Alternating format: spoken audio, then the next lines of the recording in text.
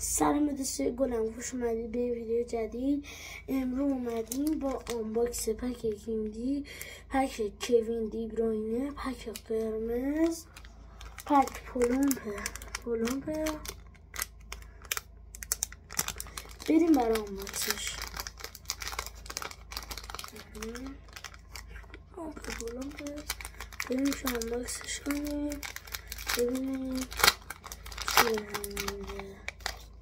خب دوستان، کارت ادوانس، کارت بعدی کارت سون، برچسب و بروشور، پایه مینی فیگور، کارت سون و کارت ببخشید نمیشناسم. بله، کارت در اومد. امیدوارم از این ویدیو خوشت اومده باشه. لایک، کامنت، سابسکرایب یادتون نره.